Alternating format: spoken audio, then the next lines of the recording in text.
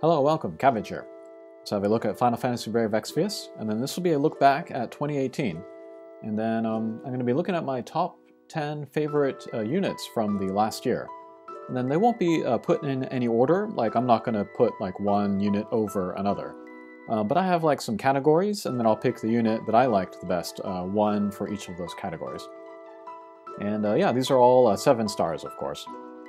And the first one will be the top physical damage dealer that I liked using, and that was REBERTA here. This is a pretty easy choice. But yeah, she's super strong, and then she has a timed jump as a 7-star, so that makes her super easy to use as a finisher. In the beginning, I was using 7-star Mercenary RAMZA, and then 7-star Knight Delita, and I was using their chaining skills to do that, and then finish the chains with REBERTA, and that was very effective. But now that Nier came around again and I got 2 pods, I can just use those pods on anybody and then finish that chain with REBERTA, and yeah, it's been pretty great too. Honorable mention for physical damage dealers goes to A2 and Laswell, but I prefer to use like a finisher with like pods rather than 2 chainers. Because, you know, that's just less slots on my team than I need to take up, and then also I don't need to rely on the friends list as much, so yeah, that's why I like REBERTA. Okay, next will be the top magic damage dealer. Let's see if she's here. Yes, she is. It is Blossom Sage Sakura. And then actually looking back at the year, I didn't use magic users a lot. I needed them for like Bloody Moon, of course, but otherwise it was mostly physical. But when I did need magic users, Blossom Sage Sakura was really strong. Really strong. She was good for me in Antonella and then a lot of the Chamber of Arms, so she was pretty good there. Honorable mention goes to Emperor, who was also good for me. He was good in, where was it? Marlborough 2.0. He was good in there. Okay, next is the top hybrid damage dealer, and that is Light Veritas. And she's kind of funky because, you know, she doesn't have a lot of equipment to choose from. But if you can get together good stuff there, then she becomes very strong. And then she mostly does light damage, so she's not good everywhere. But where she is good, and then she has a lot of slayers as well, she's super duper strong. I used her in the Dolls, Calcabrenna, and some other places I can't remember, but she was really good. Okay, next is going to be Best Overall Tank, and then I was going to do separate categories for Best Physical and Best Magic, but they turned out to be the same guy, and that is Mercenary RAMZA. He could also actually be the top Provoke tank of the year, but I wanted to talk about somebody else, so we'll just do the physical and magic with RAMZA. But yeah, he's pretty crazy. He can kind of do everything, but then depending on what you need for a particular fight, you can equip him and then, you know, get him some specialty stuff. But he's got the element resistance, he's got the status ailment resistance, he's got entrust, he can chain with Knight Delita like I mentioned earlier, he can provoke as well. Maybe the one weak point about him is that his cooldown skill that enables his magic guard. So if he dies, there's a chance you might not be able to put it back up the next turn. But actually, for all content up to 2018, it was never an issue. Especially if you just load him up with like elemental resistance, then he's not taking damage anyway, so he's not going to die. So yeah, he's pretty great, and I look forward to using him in the coming year to see how long he is good. From what I've seen of JP, he's at least as good until Gilgamesh Kai, so that should be good. Honorable mention goes to Bosch, who can also do physical and magic cover, but I haven't really used him just because RAMZA has been so good. Okay, next is a top Provoke tank. I don't think he's in here, so let's go into here, and that is King Leo. And then there's one real reason that I like using this guy. It's because he has 50% innate provoke. So you can give him some other stuff with innate provoke, like the new Wrapped Gift, and then also the Moogle plushie, where he cannot equip that innately. but if we give him gauntlets or the equipped light shield ability, then he can wear that, and then that's fine. So yeah, there he is, 100% innate provoke. He can just like guard every turn, and then you will still get that provoke. So it doesn't matter if he's like paralyzed or charmed or whatever, he'll still do the job. And then other reasons why I like him, he's like a free character, so everybody has him, so everybody can make use of him. And then compared to other kind of lower tier provoke tanks like Snow or Barusa, Marquis de Leon has higher stats, so he's more usable than those guys, I would say. But yeah, I'm still using him today. He's still pretty darn good.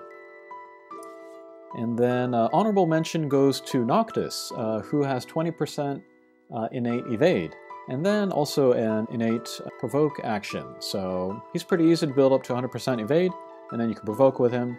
And then when he's provoking, he can do a whole bunch of other stuff like break or buff, or do some damage, or raise guys, or whatever. So yeah, he's pretty good.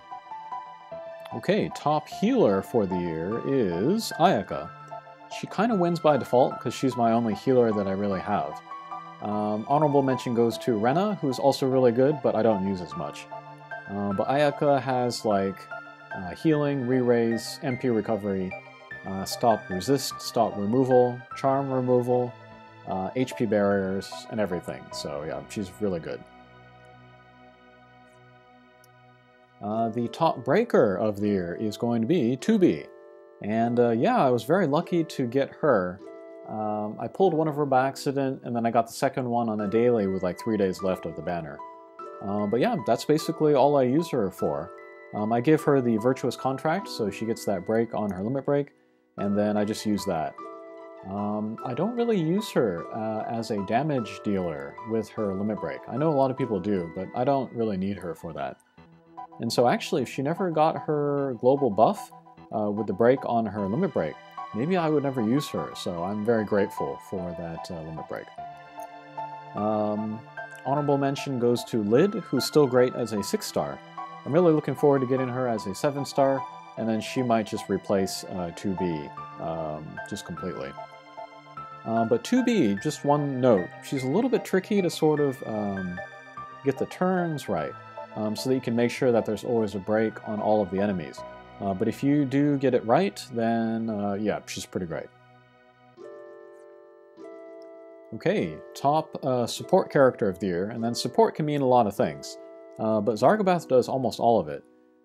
He can do stat buffs, stat debuff prevention, stat debuff removal, re-raise, MP battery, elemental resist, a dispel which you can use on your own guys, which is very useful, damage mitigation, he has 40% evade, and then he even has chaining, which works with pod, so he can do a ton of stuff.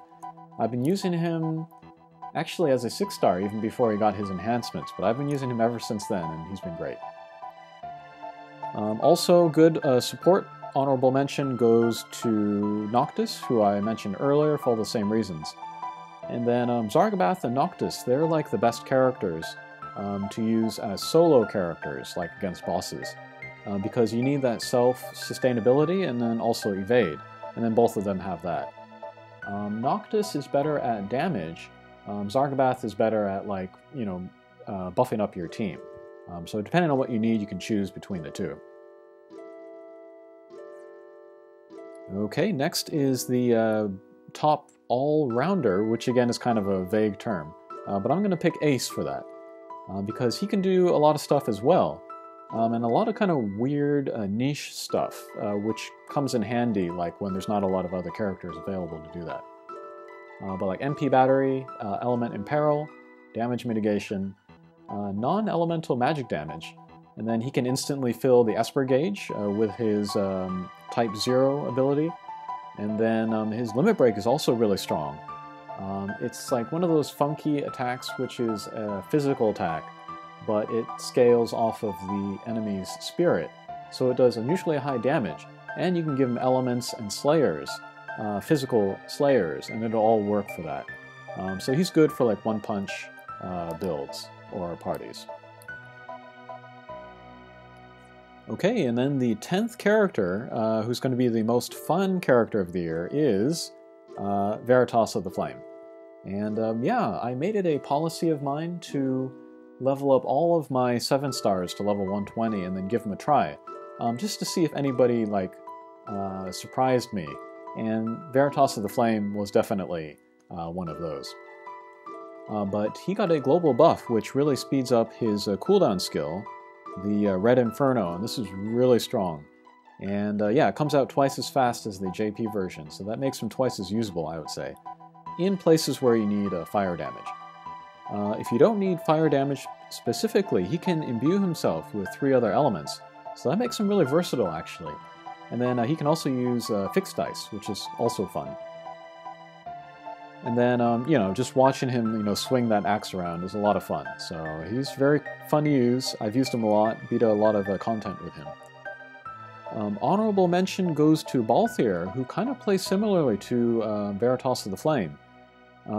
He has 4 elements that he can self-imbue with himself, and then he just does really big damage. He doesn't even need chains to do big damage. The thing about Balthier, though, is that he, depending on how you use him, he doesn't get control over which element you want to use against the boss. If it's not an issue which element you use, you can certainly use Balthier. But if one of these 4 elements, the boss absorbs it or is immune to it, that can maybe throw a wrench in your plan. So for fun, I would say Balthier is more fun. For more control, Veritas of the Flame is more usable, I would say. But yeah, those are my top 10 favorite characters of the previous year with honorable mentions. And then one kind of theme that I recognized, looking back at it, is that a lot of the characters that I picked are either global exclusives or they got global buffs, which make them a lot better than their JP versions. So yeah, I'm very grateful for all of the global special stuff that's in our game. Okay, hopefully you enjoyed that. Hopefully I opened your eyes to some characters that maybe you haven't tried yet. And thanks for watching. We'll see you again. Take care.